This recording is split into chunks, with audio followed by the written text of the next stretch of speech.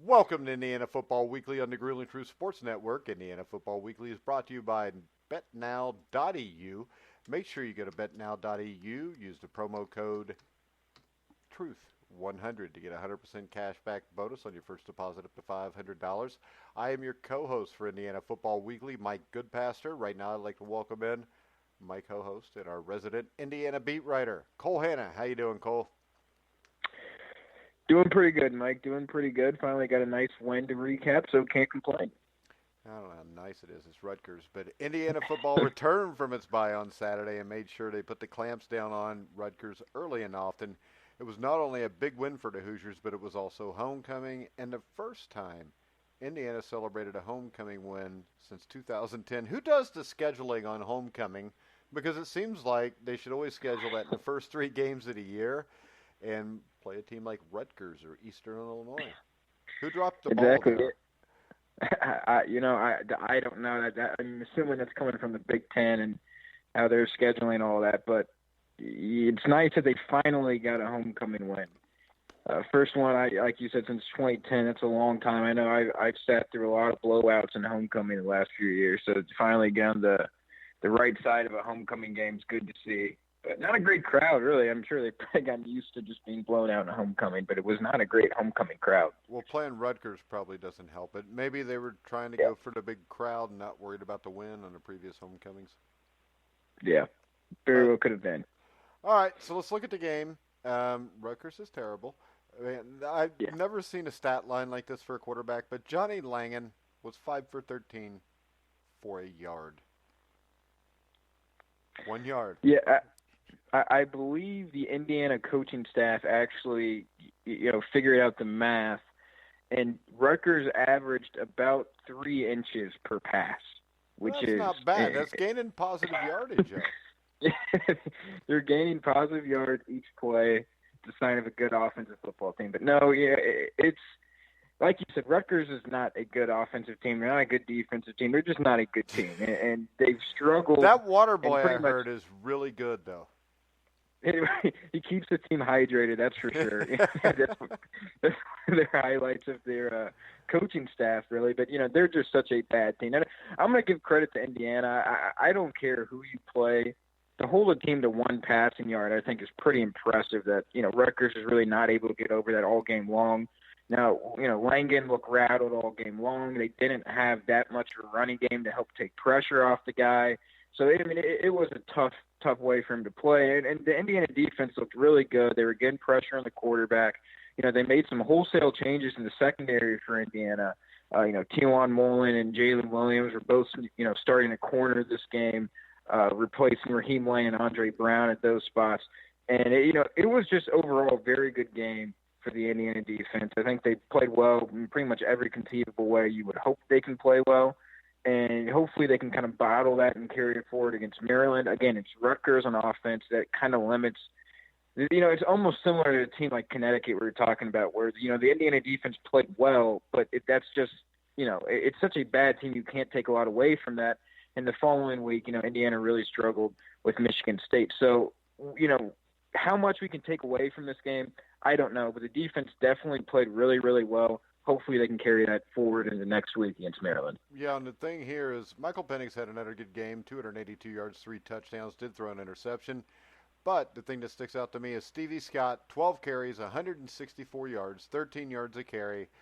But I'm still going to take it with a grain of salt because of the competition, and I think we'll find out more about this coming week against Maryland, which we'll talk about in a minute. But Stevie Scott, that's kind of what we expected out of Stevie Scott, isn't it?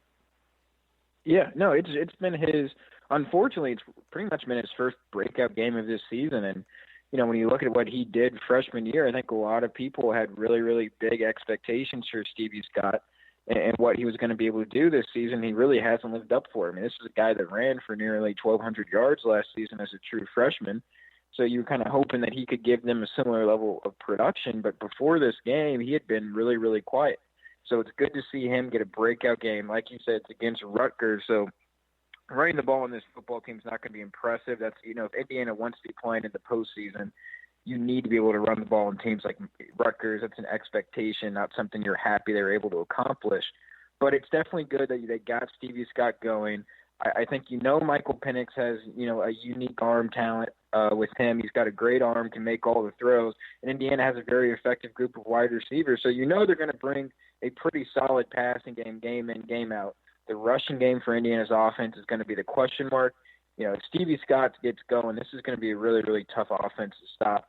Good to see Scott get going this week. And Samson James and David Ellis were even able to get in on that a little bit themselves. They rushed for both over 70 yards combined. So they really got a few different guys in, ran for 260 yards in the game. You're going to be satisfied with that against pretty much anyone. So a pretty balanced approach offensively. But again, like you said, it's Rutgers. How much can we take away from that? I think the offensive line has played pretty well in the last couple weeks, especially when Coy Cronk went down. You knew it was going to be a question mark. How's the offensive line going to play? How are they going to be able to react to such a big loss? I think they've played really, really well. I know they didn't get the running game established very well against Michigan State, but they did great from pass protection, did great in pass protection this week. And I believe they're actually first in the Big Ten in fewest sacks allowed. So they've done a great, great job from that perspective. Hopefully they can continue to play well. And if they can continue to create holes from Stevie Scott, like I said, it's just going to make them a very, very dangerous offensive football team. Yeah, the only thing that worries me is after the 21-0 first quarter lead, you get a fumble by Samson James at midfield in the second quarter, an interception thrown by Penix. They come out, they score 14 points again, and then there's a lot of possessions that I would call kind of lazy offensive possessions where nothing really happens, and that would worry me here because the better Big Ten teams are putting 50 on Rutgers. Yeah, and I think part of it, one of the things I look at is, and I think Kalen DeBoer has been a great offensive coordinator in Indiana. I don't want to question him, but if I look back at this game in a vacuum, one of the things I kind of question is you had Stevie Scott rush for 164 yards in this game, yet he only carried the ball 12 times. I would have looked to try to keep going to him a little bit. I thought they kind of just overly relied on the passing game at times when they didn't need to, and it kind of got them in some difficult situations at times. And you saw the offense, like you said, kind of sputter in that second quarter. And Tom Allen talked about it at length. It was disappointing that they got out to that big lead, and who knows what happened. I don't know if they started to get complacent or satisfied with how they're doing, but it looked like they were going to cover the spread. I believe 28.5 points in that game in the first quarter. But, because they were up 21-0 probably 6 or 7 minutes into that first quarter. So it really wasn't just the second quarter that the offense really started to struggle. It was really the second quarter and half of that first quarter where they really weren't able to string any possessions together and get points. And then, the big one that sticks out to me in the second quarter is Indiana kind of drove the ball all the way down the field, got the ball, forcing maybe half a yard at Rutgers' 5-yard line, and try to run it up the gut with Ronnie Walker. Don't get it and turn it over on down. So there's really pretty much 3 turnovers in that second quarter that really killed them. You have a big back like Stevie Scott. I would like to try to get him more carries, especially in situations like those. And they probably could have put more points on the board if they did that. So definitely, there's some things you can look at offensively, and they've got to fix that. It's not going to hurt them against Rutgers and an offense like Rutgers because they're not going to make you pay. But as they move forward and play tougher competition, they've got to capitalize on all the possessions they can get because this defense has been very inconsistent. They played very well today, but I would not, as an Indiana football fan, want to rely on this defense continuously bail you out possession after possession. All right, so we look ahead to Indiana, Maryland. Indiana comes in at 4-2. Maryland's 3-3. Maryland's a team that started off the season hot, got a couple big wins early. They got upset by Temple in a close game, and Temple gave them trouble because Temple was a big physical team. Temple's also a really good team that people overlook. Ask undefeated Memphis, who went there and got beaten this last weekend. So when you look at this, Indiana seems to be playing better than Maryland is right now. And outside of a blowout win over Rutgers, Maryland hasn't done a whole lot in a while. And they just got blown out by Purdue. The Maryland secondary has been a disaster. They've allowed 3 touchdown passes in four of the last 5 games. They got nailed for 420 yards or more in 2 of those 3. So I would say Michael Penix is probably going to have a whole lot of fun in this game. Yeah, Maryland's really kind of collapsed this season, and it's tough to figure out exactly what's gone on with this team. I think a little bit of it is offensively. They seem to really rely on the big play. They don't do a good job of really stringing together long, drawn-out possessions and scoring in 10, 12 plays. It seems like they're a home run or a three-and-out team at times offensively. And when they get into, games like Purdue and Penn State that really limit those big plays and don't let them really rack up these 70, 80-yard touchdowns, the Maryland offense looks very, very pedestrian. And part of that is Josh Jackson going down, I think, is a little bit better of a thrower than what Tyrell Pigrome is. When Pigrome's in there, he's a great athlete. He can run the ball incredibly well, ran for over 100 yards against Purdue, but the offense is very, very one-dimensional when he's in there. He doesn't have a great arm. He can't really make all the throws, and it becomes very, very easy and predictable to defend them. So that's something to monitor. Josh Jackson kind of dealing with a high ankle sprain. Doesn't look like he's going to be able to go against Indiana, but it hasn't been officially announced one way or another. We'll see. But that's something to monitor. And like you said, the secondary for Maryland has just been awful. And they took another hit this week against Purdue. And Tino Ellis, who's probably their best cover corner, all Big Ten honorable mention last year, he's out for the year. Now they're going to have to slot in a freshman corner to step into this game and try to play. And like I mentioned earlier, when you look at the Indiana offensive line giving up so few sacks, if they can give Penix time to throw the football, really let some stuff open up down the field, I can't see this Maryland secondary really containing Indiana's offense. I think we've seen the talent of Penix. We've seen the arm strength. And it's a very talented receiving corps. You look at guys like Whop Phillier, who's had an absolute fantastic year. He's a guy that should start getting national recognition. He's been putting up insane numbers. Yeah, no, he 24 catches in the last two games, I believe, for about 350 to 360 yards in those two games. I mean, he's been absolutely outstanding. He's one of the premier wide receivers, not only in the Big Ten, but in the country. And I think he's on pace for really an absolutely incredible year. And a lot of that's because of Penix. I think, his ability to really stretch the field with his arm, that was an element Indiana lacked last season with Peyton Ramsey. But you also have guys like Nick Westbrook and Donovan Hale and Ty Freifogel, who are these big-bodied receivers who can really have success down the field. And I just don't see how Maryland's secondary is going to be able to contain that, especially if Indiana can get Stevie Scott going. And if they can get that run game going and make Maryland be honest when they're defending them, don't let them just, drop 8 guys deep down the field into coverage. If they can really get that running game going, with how bad this Maryland defense has been, I don't see how they can really contain this offense. I think the big question mark for Indiana is going to be, can they contain this Maryland offense? Can they limit the big plays? Because we've seen Indiana kind of struggle, especially against Michigan State, where they gave up a ton of chunk plays. Now it's going to be a different style of offense for Maryland, but it's going to be the same concept. Can they limit those big chunk plays? If they can do that, I think they'll be in good shape to win the football game. Yeah, and I think Indiana should win this game. I think Stevie Scott should have a big game. I think we'll find out a little bit more about the Indiana offensive line this week, because I think Maryland does get after the pass rusher after their pass rush is pretty dang good. They can get after the quarterback there, which is their one hope here, because if they don't, I think IU shreds them. And the only thing that worries me from watching Maryland the last 2 years, they're just flaky enough to come up with a huge performance and just stick some big plays there and win the game.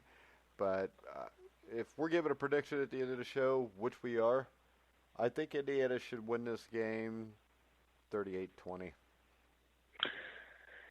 Yeah, I think I'm pretty much more or less agree with you. I think the pass rush is really what Maryland's going to have to save them defensively, because you don't want these freshman inexperienced corners having to match up with guys down the field for long stretches of time. And with Penix's arm strength, that's just going to be a recipe for disaster. Now, I think another thing we have to keep in mind is Indiana has done a very good job of mixing in a lot of short stuff to really avoid Penix having to face a lot of pressure. Get the ball out of his hands quickly. And when you have guys like Whop Phillier on the outside, who anytime they get the ball in their hands, they're dangerous in space, it's been a very, very effective offense for that reason. But, like you said, I just don't see the talent there for Maryland defensively. They gave up over 400 yards to Jack Plummer for Purdue. And you briefly brought up that Purdue game. Let's not forget, Elijah Sindar, quarterback, is down.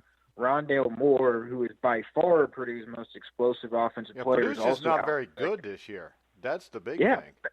Yeah, no, and Purdue, like you said, they're not a great football team, and definitely lacking by far their best offensive player in Rondale Moore, and they hung up just an absolutely absurd amount of points on this Maryland defense, and he even got the running game going a little bit at times, and that had been a big weakness for Purdue. The worst team in the Big Ten running the football. So I think if you're Stevie Scott, as well as your Michael Penix, and you're looking at what this Maryland defense has done all year long, you're really licking your chops and you're ready to get after this game. I think I agree with you. I'd go probably Indiana 35, I think Maryland 23. I just think the Indiana offense is going to be too much. I do think they'll get some explosive plays and put some points on the board that way. I just don't think they'll be able to consistently keep up with this Indiana offense, especially with the secondary troubles they've had. So I think Indiana takes this one. Yeah, and I hate to say this, but I think this Indiana team, if they win the Maryland game, this is a team that could all of a sudden win 9 games. Oh, yeah. I mean, I think if you look at their schedule, these next 3 games they play, I think you can make a legitimate argument that Indiana in a vacuum could be the best team out of all these next 3. When you look at Maryland, Nebraska, and Northwestern. Well, I think they are right now. Yeah, well, none of those teams have looked impressive. Maryland's really struggled. Nebraska has, I know Nebraska came into the season with a lot of preseason hype, that top 25 ranking, but they've absolutely shown you nothing to live up to that hype. They're similar to kind of Maryland. They're coming off an absolute blowout at the hands of Minnesota, and I think maybe people thought Minnesota would win that game. I think the margin of victory was a little bit surprising for people. Yeah.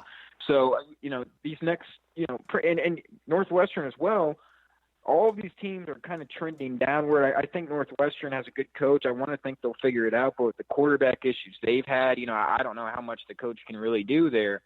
But I think it's not a stretch I don't think it's a stretch at all to say that these next 3 games are the biggest stretch of Tom Allen's career since he's been at Indiana. Because if he can capitalize on the opportunity he has in front of them here, he has an opportunity to really put together a special season that Indiana football hasn't seen in a long time. Like you said, 8 or 9 wins, I think, on the table is not out of question. Yeah, because if you're 7-2 and you're going to Penn State, everybody in the world is going to watch that game, and that's a chance to prove something. And then the next week you get Michigan. If you could come out at worst with a split, and the Michigan game, I think, is highly winnable because IU can put enough points up on the board to where Michigan may not be able to keep up. I do think Penn State's probably going to beat the crap out of us, but Purdue looks like an easy win. So if you get the Michigan game, you lose to Penn State, you're 9-3. I'll take that. I haven't seen that since Bill Mallory days. Yeah, no, it's been a long time. I agree with you with Michigan. That offense has been entirely unimpressive. I think they have a very good defense, but that's a defense Indiana's really had some success against in recent years. It's just they really have – that's another one of those teams, kind of like Michigan State, where they've been right there for a few years now, and they just really can't get over the hump. I think Penix and that offense and that ability to throw the ball down the field could really get Indiana over that hump. And like you said, if they're going into that game, 7-3, you're going to get a great crowd. You're going to get a lot of excitement generated around the program. You get Michigan at home, anything can happen in that game. And like you said, it's a very, very winnable football game, I believe. Well, but these next 3 games. Penn State, I don't think is a complete, because if this team has got a 4-game winning streak going into Penn State's going to be coming off a tough part of the schedule where they've played 3 top 25 teams. I mean, and I think Penn State plays Ohio State the week before Indiana, don't they? I believe they play. It's either the week before or the week after. Yes. So they're going to play. Ohio State, I believe, is the week after Indiana. The week before, they're on the road at Minnesota, who's obviously had a very good year. They're a top 25 team now. Yeah, so really let's see. They've got 3 out of 4 games against top 25 teams. The one that's not's at Michigan State. So they're going to be coming off. They host Michigan. They host Penn State. Penn State goes to Michigan State. They go to Minnesota. Minnesota's a dangerous team. And then if they get through all that, it may be better for IU if they've won them all. When IU plays them, Penn State's looking at a showdown to go to the Big Ten championship game against Ohio State at Ohio State the week after they play the Hoosiers. Yeah, it's definitely, if you look at how the schedule sets up, it's almost a little bit of a trap game for Penn State. When you're facing a 7-2 Indiana, and Indiana, you're used to kind of just showing up and marking down a victory even before you really step on the field. There's potential there for a trap game, like you said, with playing Ohio State the week after. I do think, but here the issue with Indiana football is when you start getting ahead of yourself and counting all these Yeah, possible and we wins. do it every year when they're sitting at 3-0, and we all know how this ends. Maryland Yeah, plays huge. Nebraska gets their shit together, and we're 4-4. And we're exactly. hoping to get the 6 wins. That's how it always seems to work out for Indiana. But it's like I said, I believe on the last show, I think this team feels a little bit different this year just because of that X factor, that talent at Penix. And do think it could be a special year talent-wise, because I don't think they just have to rely on the offense to score 50, 60 points and maybe pray the defense gets one stop at the game. I do think they have defensive talent to play well. Now, they've been very inconsistent. We've seen some good games from them, some very good games, and we've seen some really, really bad games from them. So it's like getting that consistency factor to them, I think, is going to be the big question mark. But really, these next 3 games, what you got to look at, you got Maryland, you've got Nebraska, you've got Northwestern. All 3 of those are winnable. I think maybe you can make the argument just based on how each of those 3 teams has looked, they should be won by Indiana, because Indiana's looked like the better team than all 3 of them. But they've got to take care of business. It starts this week with Maryland. It's a huge game. If you take care of business against them, get some confidence going into Lincoln with a struggling Nebraska team at 5-2, you could be looking at a special season if they can take advantage. All right, Cole, we're going to go ahead and wrap it up tonight. You want to tell people where they can find you on Twitter? Yeah, you can find me at ColeHanna5 on Twitter. And you can find my pregame article. I'll have that up for Maryland here over the next day or 2. And that's where, that should pretty much be where you can find me at. All right, guys. Remember, you can hear all of our shows on iHeartRadio, iTunes, Spreaker, Stitcher, Spotify. Wherever you find podcasts, you'll find The Grueling Truth. So, we will be back here next Wednesday night to see if our dreamland continues or if the nightmare is just beginning. So for Cole Hanna, I'm Mike Goodpaster. You've been listening to The Grueling Truth, where the legends speak.